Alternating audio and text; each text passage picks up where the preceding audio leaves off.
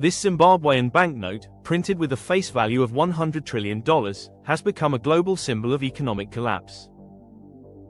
It represents one of the most extreme cases of currency devaluation ever recorded, where the material it was printed on held more value than the money itself. The country was devastated by hyperinflation, a phenomenon that reached its peak in 2008, when prices were doubling every single day. Households that considered themselves financially stable went to bed with savings and woke up to find their purchasing power completely erased. As prices spiraled out of control, food became unaffordable at a shocking pace. Zimbabwe, once regarded as Southern Africa's agricultural powerhouse, was forced to import food just to prevent mass starvation. At the same time, public debt expanded rapidly, and obligations to international lenders severely constrained government spending. Economic output declined, productivity collapsed, and environmental shocks such as droughts further intensified the crisis. Today, Zimbabwe remains one of the poorest performing economies in the world, with roughly one-third of its population living in extreme poverty.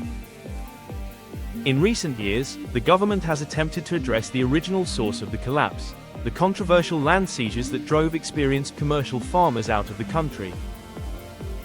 Those policies shattered agricultural production and triggered a chain reaction that crippled the broader economy.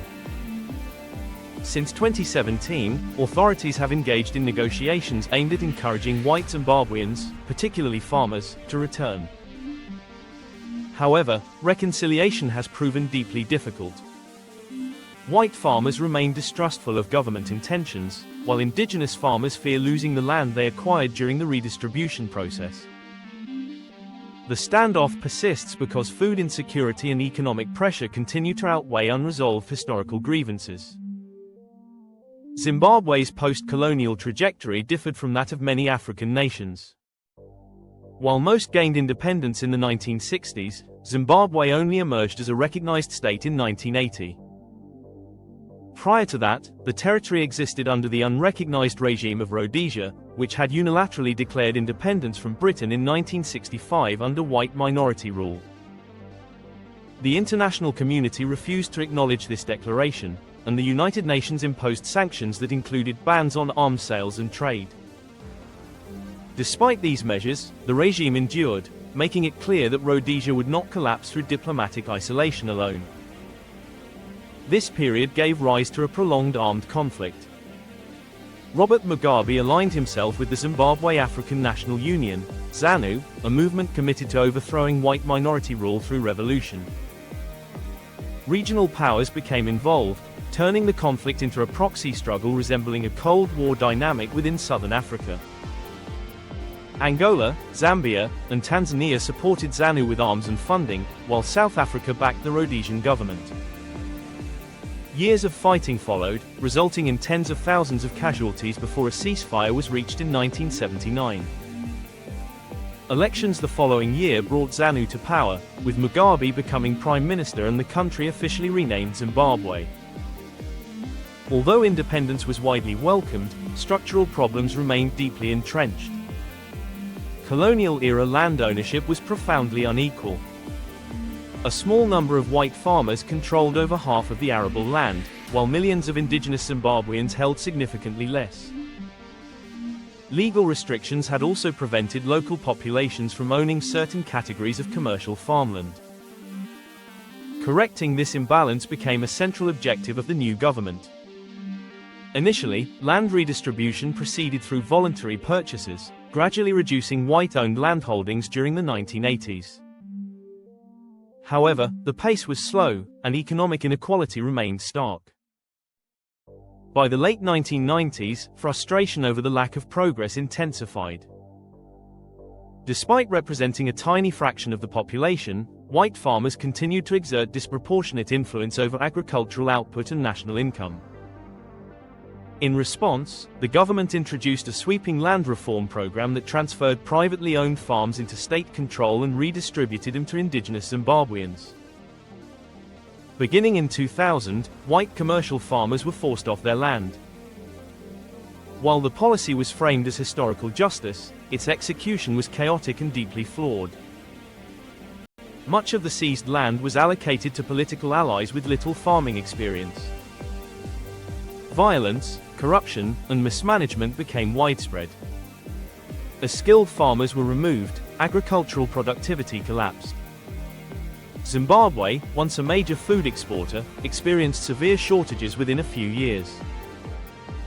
By the mid-2000s, a significant portion of the population depended on food aid.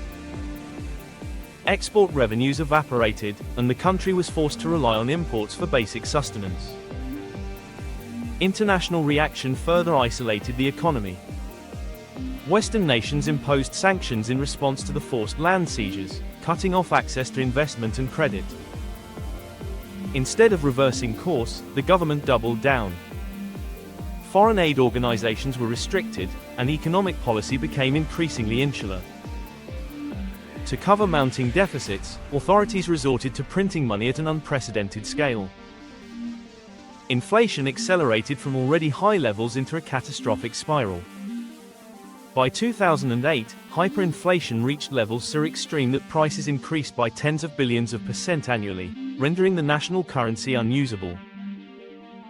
In 2009, Zimbabwe abandoned its currency altogether, adopting a multi-currency system dominated by the US dollar and South African rand. This move stabilized prices, but the damage had already been done. Years later, political change followed economic collapse. In 2017, a military intervention removed Mugabe from power, and Emmerson Mnangagwa assumed leadership. Unlike his predecessor, Mnangagwa signaled a willingness to re-engage with Western governments and acknowledged that restoring agricultural capacity was essential for recovery. Under the new administration, efforts were made to encourage white farmers to return through joint ventures and lease arrangements. These partnerships combined local land access with external expertise and capital. Agricultural output improved modestly, and several hundred commercial farms resumed operations. Yet the majority of displaced farmers refused to return, citing lack of trust and insecure property rights.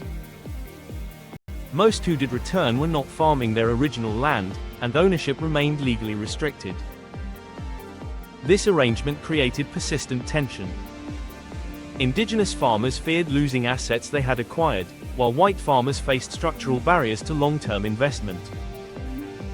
Without land ownership, access to credit remained impossible. In a country under sanctions and short on capital, banks required land as collateral, and leaseholds provided no such security. As a result, meaningful reinvestment in agriculture remained limited. In October 2024, the government introduced a compensation framework aimed at resolving outstanding claims from displaced farmers. Hundreds of claims were approved, totaling several $billion. However, only a small fraction was to be paid in cash, with the remainder issued as government bonds. Given Zimbabwe's fragile fiscal position, these bonds were widely viewed as unreliable. Moreover, compensation covered infrastructure losses rather than land itself. Simultaneously, new legislation granted indigenous farmers full ownership of redistributed land, explicitly excluding white Zimbabweans from ownership rights. This dual-track policy was designed to reassure domestic political allies while signaling reform to the international community. In practice, it satisfied neither side. Agricultural productivity remained constrained, while negotiations with global institutions continued. Zimbabwe remains heavily indebted and subject to sanctions, and compensation for farmers has become a central issue in talks with international lenders and the United Nations. By presenting itself as cooperative without fully resolving core structural issues, the government may be attempting to balance domestic stability with external pressure. Lifting sanctions and restructuring debt could unlock access to international financing, even if economic recovery remains limited. Whether this strategy succeeds remains uncertain. What is clear is that Zimbabwe's economic trajectory continues to be shaped by unresolved land ownership disputes, fragile institutions, and the long shadow of past policy decisions.